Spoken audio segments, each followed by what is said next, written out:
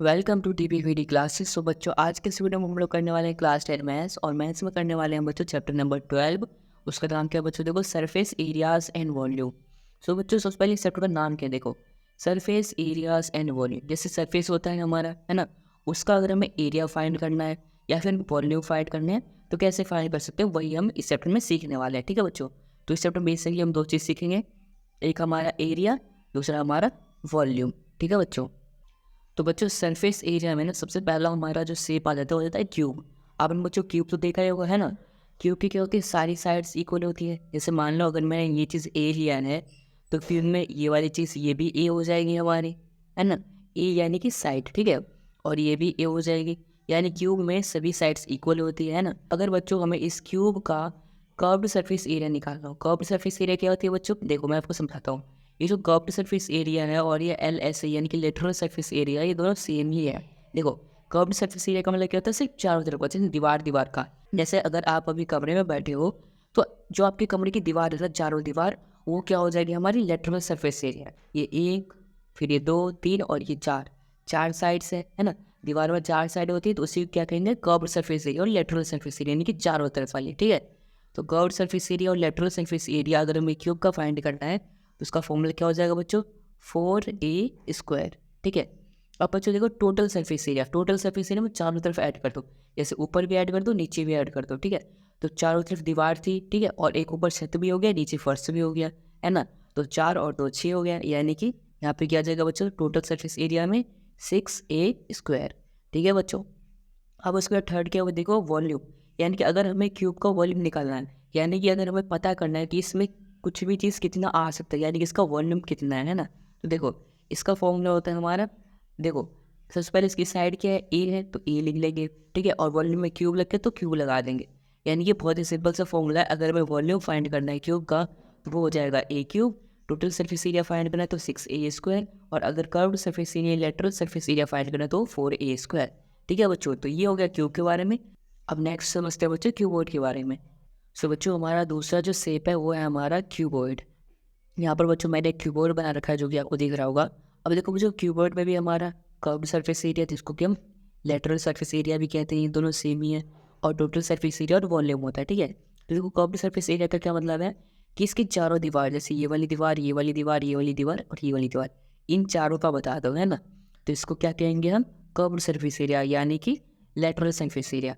तो अगर हमें चारों दीवार दीवार का निकालना है, सिर्फ साइड साइड का, तो उसका फॉर्मूला क्या हो जाएगा? तो बच्चों वो हमारा फॉर्मूला हो जाएगा 2h इंटू में L प्लस में B। ठीक है बच्चों, 2h इंटू में L प्लस B। अब यहाँ पर देखो बच्चों, ये हो जाएगी हमारी h यानी कि हाइट, ठीक है, ये चीज़ हो जाएगी लेंथ जो कि लंबाई, ठीक है, और ये जो चीज़ है ये हो जाएगी हमारी ब्रेथ। ठीक है बच्चों, अब बच्चों यहाँ पर देखो total surface area. Total surface area में क्या होता है बच्चों कि ये चार जो साइड हैं, ये चार साइड ले लो, साथ में ऊपर वाला पार्ट और नीचे वाला पार्ट भी ले लो, है ना। यानी कि टोटल 6 फेस होते हैं टोटल सरफेस एरिया में, है ना। तो इसका फॉर्मूला क्या हो जाएगा बच्चों? देखो 2 into LB plus BH plus HL। ठीक है बच्चों, तो ये हो जाएगा हमारा टोटल सरफेस एरिया। अब वॉल्यूम की बात करते हैं। अगर हमें क्यूबॉइड की वॉल्यूम निकालनी है तो उसका फॉर्मूला हो जाएगा L into B into H। ठीक है बच्चों, तो ये हो जाएगा हमारा कीवर्ड का। अब चलो बच्चों पढ़ते हैं नेक्स्ट शेप जो कि है हमारा सिलेंडर। सो बच्चों अब हमारा जो थर्ड शेप है वो है सिलेंडर। सो सिलेंडर में देखो बच्चों, यहाँ पर हमारा क्या होता है? सर्कल होता है ऊपर में, और सर्कल का यहाँ पे होता है रेडियस। ठीक है बच्चों, और जो ये पार्ट होता है इसको हम h से रिप्रेजेंट करते हैं, यानी कि हमारी हाइट होती है। ठीक है, और अगर हमें ये सर्कल है और सर्कल का अगर हमें एरिया निकालना होता है बच्चों, तो हम कौन सा फॉर्मूला यूज़ करते हैं? πr², है ना बच्चों, ये फॉर्मूला यूज़ करते हैं। अब देखो सबसे पहले हमें क्या बोलोगे? कर्व्ड सरफेस एरिया, यानी कि lateral surface area. Lateral surface area, curved surface area क्या होता है? यानी कि सिलेंडर का बस चारों चारों साइड का बता दो, है ना। मतलब कैसे सर्कुलर में जो बना हुआ है बस इसका बता दो। तो अगर हमें इसका एरिया बताना है तो उसका फॉर्मूला क्या हो जाएगा बच्चों? हो जाएगा 2πRh। देखो 2πRh सिंपल हो गया। उसके बाद तो टोटल सरफेस एरिया। अगर हमें इसका टोटल सरफेस एरिया निकालना है तो देखो ये जो यहाँ तक का है और यहाँ तक का है, ये तो हमारा 2πRh आ गया, है ना। तो 2πRh, ठीक है, इसमें अगर हम ऐड कर देंगे बच्चों ऊपर का πr² और नीचे का πr², तो हो जाएगा ये हमारा कंप्लीट फॉर्म था। ठीक है बच्चों, πr², 2πr², क्योंकि ऊपर भी एक πr², नीचे भी एक πr²। अब बच्चों यहाँ पर देखो, अगर हम 2 और 2 को कॉमन ले लेंगे, 2 पाई को कॉमन ले लेंगे और r को, तो हमारा क्या हो जाएगा, देखो बच्चों यहाँ पर फॉर्मूला बच जाएगा 2 पाई r इंटू में से यहाँ पर h बच गया और यहाँ पे r, सो h प्लस में r, यानी कि बच्चों ये फॉर्मूला जो है ये हो जाएगा हमारा टोटल सरफेस एरिया सिलेंडर का। ठीक है बच्चों। अब बच्चों अगर हमें वॉल्यूम फाइंड करना है तो वॉल्यूम फाइंड करने के लिए हमारे पास क्या फॉर्मूला है बच्चों, पाई r स्क्वायर h। ठीक है बच्चों, ये हमारा सिलेंडर का वॉल्यूम फाइंड करने का फॉर्मूला।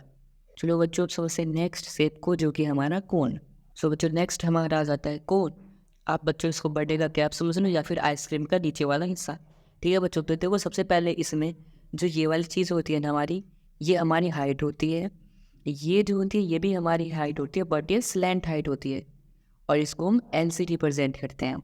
और जो ये होती है ये हमारी रेडियस हो जाती है, क्योंकि नीचे हमारा सर्कल होता है। ठीक है बच्चों, तो अब चलो चीज़ों को समझते हैं। सबसे पहला आता है हमारा curved surface area. Curved surface यानी कि सिर्फ चारों तरफ का बता दो, क्योंकि बस ये वाला पार्ट है ना बच्चों। और लेटरल सरफेस एरिया भी यही चीज़ है। तो कर्व्ड सरफेस एरिया निकालने का फॉर्मूला हो जाएगा हमारा सिंपल पाई आर एल। और अगर टोटल सरफेस एरिया निकालना है तो देखो पाई आर एल है ऊपर का, उसमें नीचे का सर्कल का ऐड कर दो, है ना। तो क्या हो जाएगा यहाँ पे पाई आर एल प्लस में सर्कल का क्या होता है बच्चों, एरिया, पाई आर स्क्वायर। ठीक है, और यहाँ से अगर हम कॉमन ले पाई और आर कॉमन ले लेंगे, क्या बचेगा, देखो पाई आर हमने बाहर कॉमन ले लिया, अंदर क्या बच गया, एल और एक आर बच गया, तो यहाँ पर एल प्लस आर आ जाएगा। अब इसके बाद अगर हमें इसमें वॉल्यूम फाइंड करना है कि इसमें कितना वॉल्यूम है, कितनी जगह है, तो इसका फॉर्मूला हो जाएगा बच्चों 1/3 पाई आर स्क्वायर एच। और अगर बच्चों ये जो हमें एल दे रखा है स्लैंट हाइट, ये फाइंड करना तो कैसे कर सकते हैं बच्चों, पाइथागोरस थ्योरम होता है ना, वो फाइंड कर सकते हैं। ठीक है, सो पाइथागोरस थ्योरम क्या हो जाएगा यहाँ पर, L equal to under root में एच स्क्वायर प्लस में आर स्क्वायर। ठीक है बच्चों, तो ये हो जाएगा हमारा स्लैंट हाइट निकालने का फॉर्मूला। आई होप बच्चों आपको यहाँ तक समझ में आया होगा। चलो अब समझते हैं नेक्स्ट शेप को। सो बच्चों हमारा नेक्स्ट शेप है वो है हेमिस्फीयर का। हेमिस्फीयर मतलब कि जैसे आपके पास एक बॉल है, अगर आपने कभी क्रिकेट में बहुत तेज शॉट मारो तो बॉल फट जाती है ना बच्चों। तो बॉल फट चुकी है, मतलब कि बॉल फट चुकी है, तो फटने के बाद बॉल कुछ इस तरीके से हो सकती है, यानी कि इसके अंदर हम पानी भी डाल सकते हैं ना बच्चों। तो इस तरीके से जो शेप बन जाता है उसी को हम हेमिस्फीयर कहते हैं। तो कर्व्ड सरफेस एरिया और लेटरल सरफेस एरिया क्या हो जाएगा हेमिस्फीयर का, वो बच्चों सिंपल हो जाएगा हमारा 2 पाई आर स्क्वायर। अगर बच्चों ये जो हेमिस्फीयर है हमारा, इसी का अगर हम टोटल सरफेस एरिया फाइंड करेंगे तो उसके लिए हमारा फॉर्मूला क्या हो जाएगा बच्चों, 3 पाई आर स्क्वायर। अगर हमें बच्चों इसी हेमिस्फीयर का वॉल्यूम फाइंड करना है तो वो हमारा फॉर्मूला हो जाएगा 2/3 पाई आर क्यूब का। ठीक है बच्चों, तो ये हो जाएगा हमारा हेमिस्फीयर का फॉर्मूला। हेमिस्फीयर के बाद बच्चों हमारा आ जाता है स्फीयर। स्फीयर यानी कि पूरा गेंद। ठीक है बच्चों, अभी ऊपर क्या हुआ था, हमारी गेंद बीच से फट गई थी, बट उससे पहले बच्चों ये हमारी पूरी गेंद भी तो होगी। अगर इसका बच्चों हमें ये कर्व सरफेस एरिया फाइंड करना तो क्या होगा, सबसे पहली बात स्फीयर का कर्व सरफेस एरिया नहीं होता है, तो हम कर्व सरफेस एरिया नहीं फाइंड कर सकते। उसके बाद टोटल सरफेस एरिया स्फीयर का अगर हमें फाइंड करना तो उसका फॉर्मूला क्या हो जाएगा बच्चों, 4 पाई आर स्क्वायर। और अगर हमें इसी स्फीयर का वॉल्यूम फाइंड करना हो तो उसका फॉर्मूला हो जाएगा 4/3 पाई आर क्यूब। ठीक है बच्चों, स्फीयर पढ़ने के बाद बच्चों जितने भी हमारे शेप्स थे वो सब हमने पढ़ लिए हैं।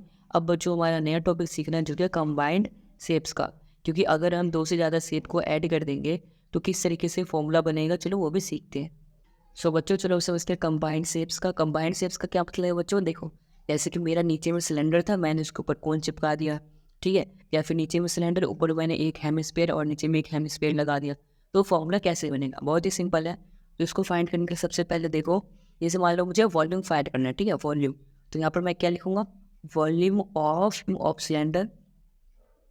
यहाँ पे नीचे पहले सिलेंडर था, उसके बाद इसके ऊपर क्या है, कोन, तो यहाँ पे क्या लिख दूंगा प्लस में वॉल्यूम ऑफ कोन। ठीक है बच्चों, दोनों को लिख लिया, हमने ऐड कर दिया। अब देखो वॉल्यूम ऑफ सिलेंडर क्या होता है, वो हमारा होता है बच्चों पाई आर स्क्वायर एच। ठीक है, फिर प्लस में कोन का वॉल्यूम क्या होता है बच्चों, 1/3 पाई आर स्क्वायर एच, ये चीज़ होता है बच्चों।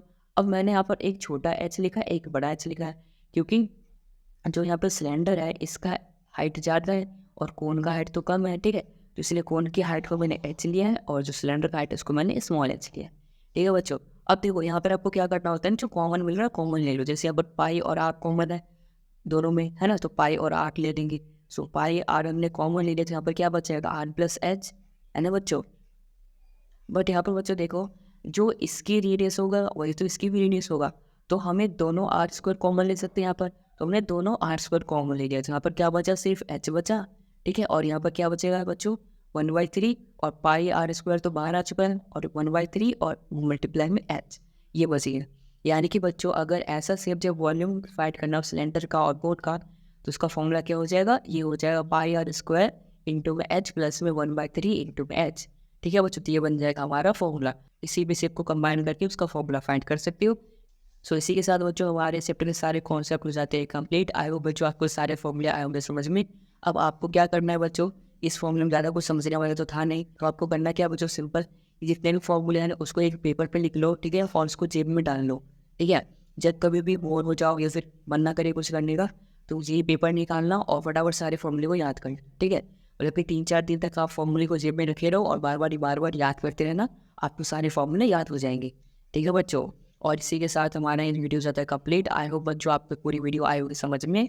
अगर आई समझ से वीडियो को लाइक कर देना, चैनल को सब्सक्राइब कर देना और इस वीडियो को अपने दोस्तों के साथ भी जरूर शेयर कर देना। And thanks for watching this video.